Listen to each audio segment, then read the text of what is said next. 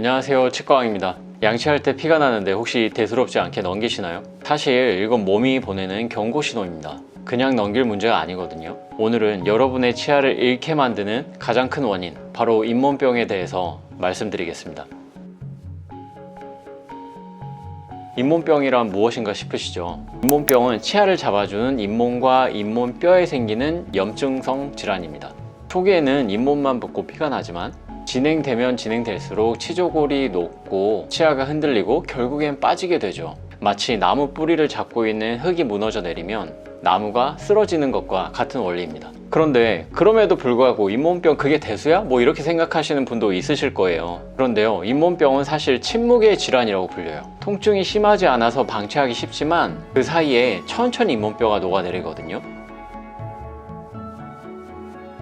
잇몸병의 진행은 약간 이렇게 됩니다. 점점 안 좋아지다가 잠깐 휴지기를 갖고요, 다시 또 안 좋아지다가 휴지기를 갖고 결국에는 뽑게 되는 거죠. 그래서 나는 잇몸병이 괜찮아졌다 이렇게 생각하시는 분들도 많은데 절대로 혼자서는 괜찮아지지 않는다는 점 좀 명심해 주셨으면 좋겠고요. 바로 이런 사례가 2년 전에 있었는데요. 48세 남성 환자분이 계셨어요. 처음 오셨을 때는 잇몸뼈가 굉장히 멀쩡했거든요. 근데 그때 오셨을 때 멀쩡하다 보니까 한 2, 3년 동안 치과를 안 오신 거예요.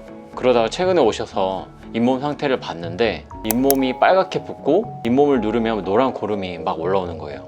그리고 치아를 자꾸 흔들어 보니까 10개 이상의 치아가 다 흔들리고 있었습니다. 처음에 오셨을 때 불편한 게 없어서 치과를 안 오시다가 그동안 쭉 안 아파서 굳이 올 이유를 모르셨던 거죠. 근데 너무 오랫동안 안 오다 보니까 잇몸이 극도로 나빠져 있었던 겁니다.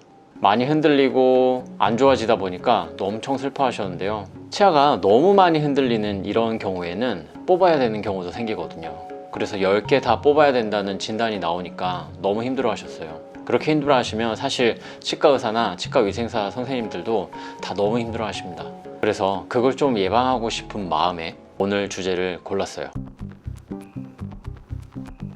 잇몸병은 구강에만 절대 머물러 있지 않습니다. 세균이 입 안에 있는 혈관을 타고 흘러 들어와서 심혈관 질환이나 당뇨, 심지어 치매까지도 유발한다는 연구 결과들이 있거든요. 2013년에 있었던 토네티 교수의 연구 결과에 따르면요, 치주 질환자는 심혈관계 질환 발생 위험이 1.14배, 당뇨 합병증 위험이 1.5배 높다고 나오거든요. 잇몸 건강은 전신 건강이에요. 그럼 잇몸병은 왜 생길까요? 잇몸병의 원인은 크게 4가지로 나뉩니다. 첫 번째는 치태와 치석이고요. 두 번째는 흡연과 스트레스, 세 번째는 당뇨, 그리고 네 번째는 잘못된 칫솔질입니다. 마치 하수구를 제대로 청소하지 않으면 점점 미끈미끈한 것들이 끼다가 단단한 돌 같은 석회질이 생겨서 하수구를 막아버리듯이 입속에서도 세균이 쌓이면 돌을 만들고 혈류 흐름을 방해하는 염증을 일으키고요. 결국에는 잇몸뼈가 녹아서 치아가 흔들리게 되는 거예요. 치석, 별거 아닌 것 같은데 이렇게까지 한다고 싶으시죠? 그럼 어떻게 치료하면 좋을까요? 초기에는 쉬워요. 스케일링이나 잇몸 치료로도 거뜬합니다. 다 보험이 되는 진료라서 크게 부담 없이도 받으실 수가 있어요. 그런데요, 중등도로 가면요, 마취를 하고 치근활택술이라는 치료를 해야 돼요. 잇몸 주머니라는 곳이 있는데 치아가 있고 여기에 잇몸이 있다고 하면 잇몸 주머니는 이렇게 생겼거든요. 잇몸 주머니가 깊을수록 치석을 제거하기가 힘든 건데, 치근활택술이라고 하면 이 깊은 곳에 있는 치석을 수기구를 이용해서 이렇게 긁어서 제거를 하는 거죠. 저 깊은 곳에 있는 치석을 긁어서 제거해 줘야 된다고 보시면 돼요. 그리고 심지어 이거는 일반 치과에서는 잘 안 해주는 경우도 많습니다. 그리고 이것보다 훨씬 심한 경우에는 잇몸 수술까지도 생각할 수가 있는데요. 마취를 하고 잇몸을 절개한 이후에 잇몸을 열고 눈으로 직접 보면서 치아 뿌리에 붙어 있는 치석들을 긁어서 제거하는 수술이에요. 그리고 나서 다시 꼬매주는 거죠. 절개하고 꼬매기 때문에 사실 잇몸에 대한 부담도 생길 수밖에 없습니다. 그리고 이렇게 해서도 치유가 안 되는 경우에는 발치까지도 이어질 수 있어요. 2002년 코비 치주학회지에 발표한 내용을 보면 초기 단계에서 스케일링만 제대로 해줘도 치주염 진행을 60%까지 막을 수 있다고 나와 있거든요. 왜 우리나라에서 1년에 한 번씩 보험 적용을 해주면서까지 스케일링을 하라고 권유하는지 잘 아시겠죠? 그런데요, 모든 병이 그렇듯 잇몸병도 치료보다는 사실 예방이 훨씬 중요해요. 어떻게 예방할 수 있을까요?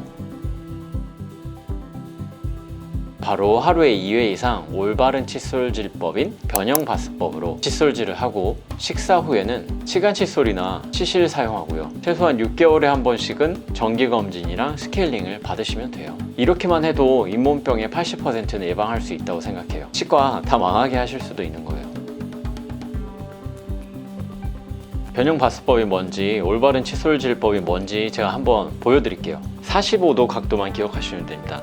45도로 치아와 잇몸 사이에 칫솔모를 넣고요. 진동을 주면서 쓸어내립니다.